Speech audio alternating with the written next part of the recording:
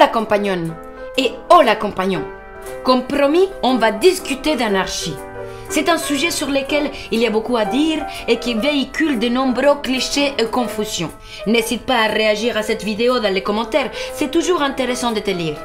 Je vais maintenant te présenter les grandes lignes de cette philosophie. De cette philosophie? Non mais je rêve! Quel genre de philosophe êtes-vous? Tout ce que veulent les anarchistes, c'est le chaos.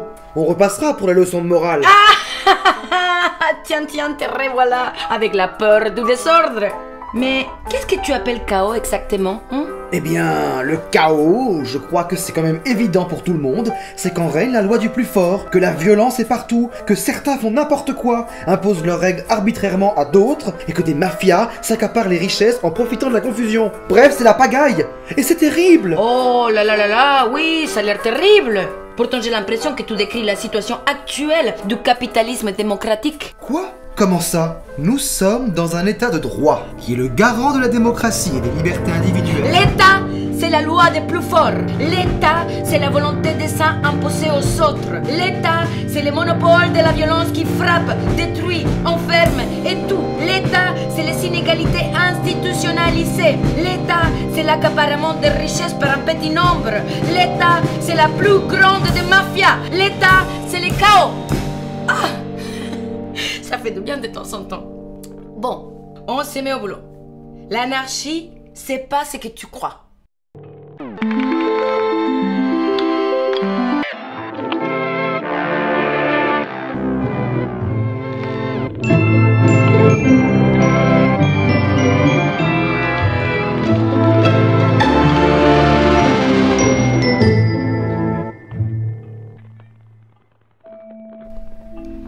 Pour qu'on se comprenne, il faut d'abord qu'on définisse bien les choses. L'anarchie, si on ouvre le dictionnaire, se définit souvent par absence de chef, désordre et confusion. C'est très incomplet et péjoratif. Définir l'anarchie par l'absence de chef, par un terme négatif plutôt que positif, c'est faire la preuve de notre difficulté à imaginer un système sans domination. C'est dingue, non? Pour répondre à la question qu'est-ce qu'est l'anarchie sous une forme positive, nous allons plutôt commencer par pourquoi l'anarchie. Comme tu sais, le plus important c'est la liberté, mais c'est un peu abstrait dit comme ça. Dans une société, je vais appeler dominants les personnes ou les groupes qui ont des privilèges, c'est-à-dire qu'ils ont des droits ou des avantages particuliers que les autres n'ont pas. Les dominants utilisent souvent le mot liberté pour justifier leurs privilèges. Parfois inconsciemment, parfois avec hypocrisie, c'est ce que nous allons voir. Par exemple, si je demande à une banquière, elle me dira « La liberté, c'est d'investir où bon me semble et d'en tirer profit. » Ah bon? Tiens. Est-ce que la liberté, c'est le droit d'acheter les temps des travailleurs et les posséder comme du bétail? Quel drôle de liberté pour les personnes dans la misère qui n'ont aucune fortune à investir. Pour elles, c'est plutôt la liberté de se faire exploiter. Si je demande à un flic, il me dira « La liberté, c'est d'aller et venir sur le territoire du moment qu'on n'est pas clandestin et qu'on ne trouble pas l'ordre public. » Ah bon? Tiens. Est-ce que la liberté, c'est d'empêcher les personnes de se déplacer sans passeport, sans l'accord d'un gouvernement, sans document tamponné dans un bureau? Quel drôle de liberté pour celles et ceux qui n'ont pas le droit de traverser une frontière là où passent les oiseaux et les souris. Pour ces gens, c'est plutôt la liberté de rester sur place. Si je demande à un bon père de famille, à un homme considéré comme normal, il me dira « La liberté, c'est de pouvoir tous choisir le job qui nous convient le mieux. » Ah bon? Est-ce que la liberté, c'est de laisser de côté les personnes à cause de leur genre, orientation sexuelle ou race? Quel drôle de liberté pour celles qui n'ont pas accès aux mêmes opportunités et mêmes salaires parce qu'elles sont femmes, LGBT, racisées ou handicapées. Pour ces personnes, c'est plutôt la liberté de se faire discriminer tous les jours de leur vie. Et si j'ai demandé à un curé, il me dira « La liberté, c'est un dialogue entre le libre arbitre et l'obéissance à Dieu. C'est accueillir dans la foi une volonté différente de la sienne. » Ah bon? Est-ce que la liberté, c'est d'imposer des règles de vie absurdes, obscures et morbides? Quel drôle de liberté pour les personnes croyantes considérées coupables à cause du péché originel avant même leur naissance et qui doivent expier la faute d'un ancêtre imaginaire. Pour elles, c'est plutôt la liberté d'être esclave pour l'éternité. Si je demande à un parlementaire, elle me dira « La liberté, c'est de pouvoir choisir ses représentants grâce à des élections. » Ah bon? Est-ce que la liberté, c'est le droit de voter les lois à la place des concernés sans avoir de comptes à rendre? Quel drôle de liberté pour les minorités politiques et la masse de s'exploiter, bernée par les élections. Pour elles, c'est plutôt la liberté de choisir un nouveau maître tous les 5 ans. Et si je demande à un magistrat, il me dira: Ma liberté s'arrête où commence celle d'autrui. Ah bon, tiens. Est-ce que la liberté est une ressource en quantité limitée à laquelle on doit réguler l'accès? Quelle drôle de liberté d'obéissance pour les employés qui s'arrêtent là où commence la liberté d'enrichissement pour les patrons. Si l'un seul d'entre nous est esclave, alors nous sommes toutes et tous d'esclaves. Pour être libre, il faut d'abord que les autres soient libres, ou bien ma liberté est une illusion. Ma liberté ne s'arrête pas, mais commence avec la liberté d'autrui. La liberté ne se divise pas, elle se multiplie. Comme tu vois, tous ces dominants ont des définitions de la liberté, mais elles ne sont pas satisfaisantes. D'après toi, quelle liberté est possible quand une personne en domine une autre? C'est une arnaque. Il n'y a de liberté que s'il y a égalité. C'est indissociable.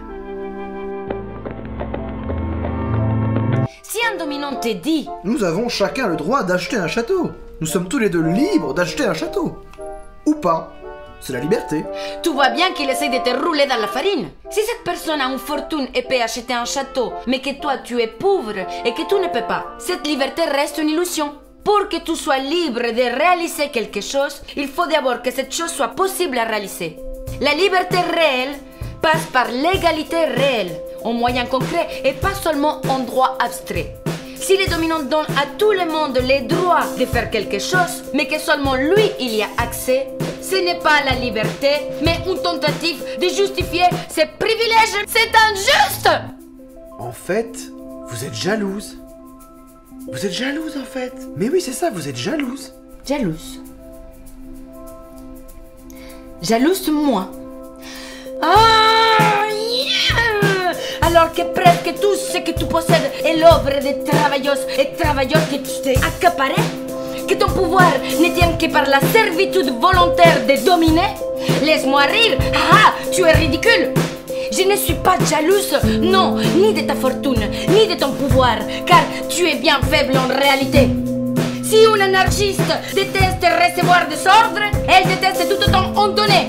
Si une anarchiste déteste se faire exploiter, elle refuse elle-même d'exploiter les autres et fait tout son possible pour rendre cette exploitation impossible. Je ne veux ni de ton privilège, ni de ton autorité.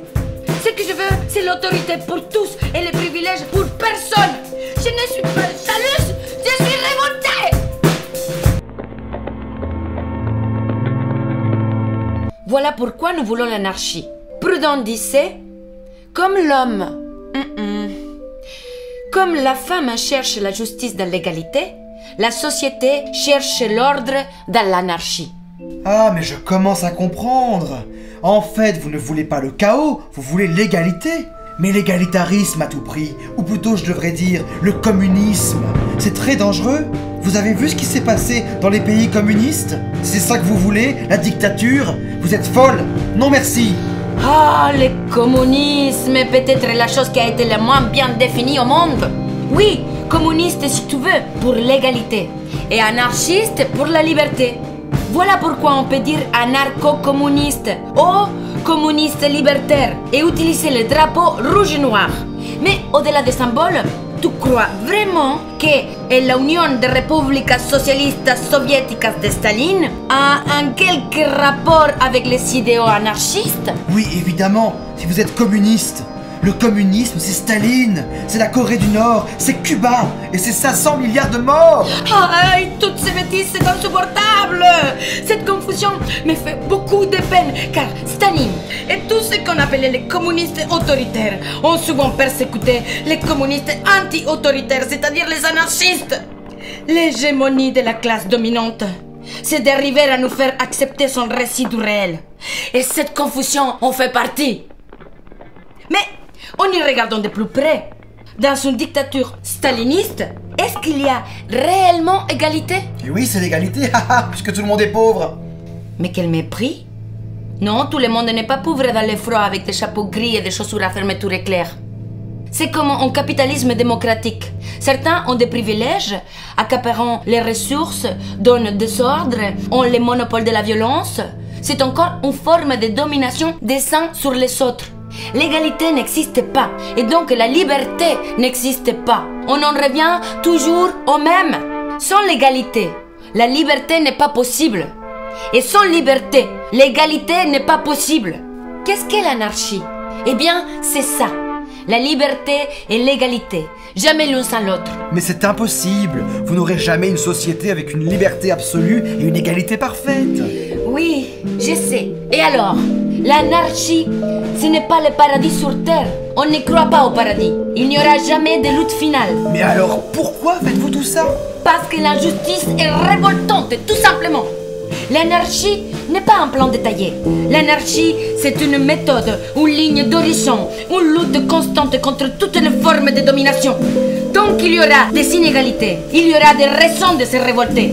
Croire qu'un jour on se réveillera dans un monde merveilleux qui s'appelle anarchie ou communisme, c'est une illusion. Et en parlant d'illusion, prends ça. Qu'est-ce que c'est? Une stock option. C'est vrai? Oh, merci. Mais non, Beta, c'est tout rose. Maintenant, suis-moi. Je voudrais te montrer quelque chose. Mais où m'emmenez-vous? Quel est cet endroit? Ici, c'est le cimetière des illusions. C'est un lieu très important de notre école. Il y a beaucoup de illusions déjà enterrées ici. Suis-moi. J'en cherche une en particulier. Ah, voilà. Je ne comprends pas bien.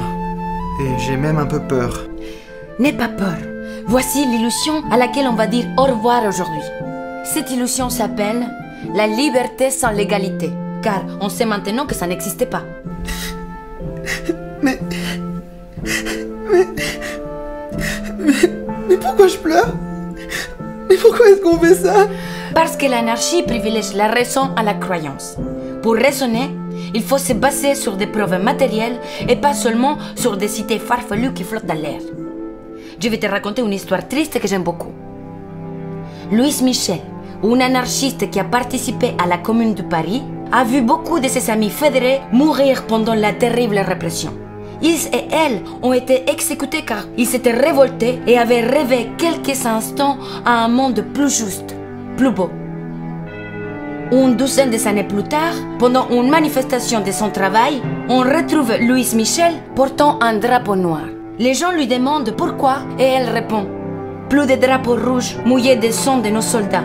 J'arborerai le drapeau noir, portant le deuil de nos morts et de nos illusions. » Voilà une des raisons pour lesquelles le drapeau noir est utilisé pour les anarchistes. Mais le noir, ça fait peur. Ce n'est pas stratégique d'utiliser ce symbole. Peut-être, peut-être pas.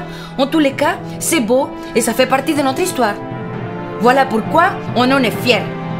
Allez, vive la liberté et vive l'anarchie. J'ai une dernière question. Quand vous dites que vous faites le deuil des illusions et des croyances, rassurez-moi, pas de toutes les croyances quand même.